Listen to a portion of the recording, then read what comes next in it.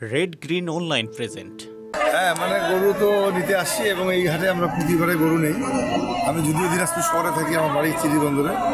এই কায়ন হাটে বিখ্যাত হাট, এই হাট থেকে আমরা বারবার গরু কিনি। কিন্তু আজকে গরু দেখার জন্য আসলাম এবং হয়তো বা দরা দামে মিলে গেলে নিব। কিন্তু গতবারের চেয়ে দেখলাম যে গতবার যে গরু 1,10,000 ছিল, ওই গরু এবার 90,000 95,000, মানে লাখের নিচে আগে, এই আর কি। তো মোটামুটি আমদানি কম, হয়তো আগামী হাটে আরও বেশি আমদানি হবে, এই অপেক্ষা আমরা আছি। এবং আজকে যদি মিলে যায় তাহলে কিনে ফেলবো ইনশাআল্লাহ। বাজার মোটামুটি স্বাভাবিক ধরনের আছে। আমরা গরু কিনলাম 51,000 টাকা, লেখায় 550 টাকা। এখন এতে অবস্থা গতবার আছে মোটামুটি স্বাভাবিক গতিতে আছে।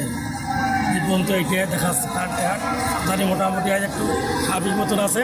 বুধবার হাট একটু বেশি বেচা কিনা আছে এবং বেশিও নয় কমন হয়, মিডিয়ামভাবে গরুর দাম আছে। এটা আমি 51,500 টাকা গরু ছিলাম 2টা, একটা আগে বেচাইছি, সকালেই বেচেছি, আর এখন একটা দিলাম।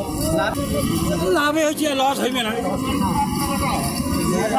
এই বিশেষ প্রতিবেদনটি যদি আপনাদের ভালো লেগে থাকে অথবা উপকৃত হন, তাহলে অবশ্যই এই চ্যানেলটি সাবস্ক্রাইব করুন এবং লাইক, কমেন্ট ও শেয়ার করে রেড গ্রিন অনলাইনের সাথেই থাকুন। Thanks to everyone. Red green online.